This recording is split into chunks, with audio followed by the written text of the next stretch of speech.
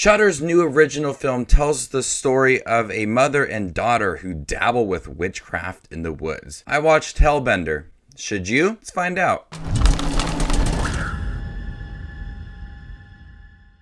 How's it going, movie watchers? Thank you guys for stopping by my channel. Today we're going to talk about the new Shudder original film, Hellbender. This is directed by Zelda Adams, Toby Poser, and John Adams. Toby Poser and Zelda Adams are actually mother and daughter in real life, and Toby Poser's husband is John Adams, and all three of them serve as the director of this film. And their oldest daughter, Lulu Adams, also stars in the film. So this is the Addams family in Hellbender. This tells a story about a young girl who is sick. Her mother tells her that she is sick and she can't go out.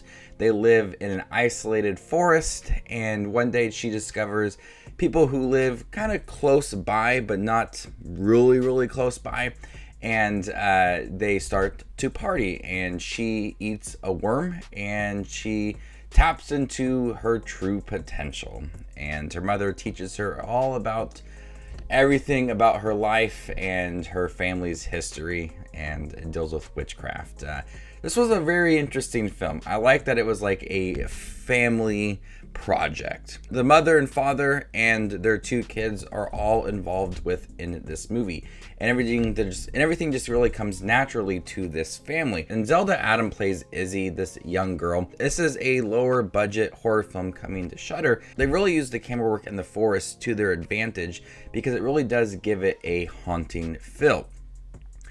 The story itself kind of reminded me a little bit of Tangled at times, with Rapunzel and this young girl who was considered to be sick from her mother and that she can't leave the area.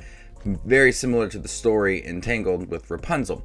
When she does leave, she starts to tap into her really true potential as a hellbender. Later in the film, Izzy describes a hellbender as a cross between a witch, a demon, and an apex predator. This really is like a coming of age story as Izzy starts to really understand her true potential, her mother and her family's past, and everything that is happening, because there's a lot of things that it's kind of like Blair Witch Project, or moving sticks into different forms, and there's a lot of blood and everything with it, a lot of witchcraft within the movie.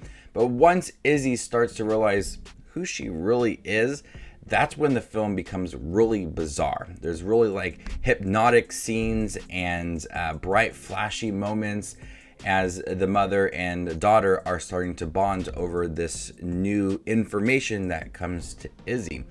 And we see a lot of really graphic moments in this bond, and Izzy starting to kind of take control of this relationship and her own life. And we see, these coming of age stories where they just try to understand who they are and be control of their own lives. That's Hellbender, but in the most violent and strange way possible.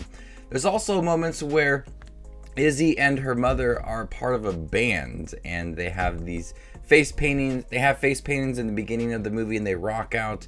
So this movie also kind of has like this heavy metal feel to it that really kind of just fit into the tone of this movie. With a lot of psychedelic visuals, this movie also has a lot of just bare moments, not a lot of color, that really give it a kind of that haunting feel.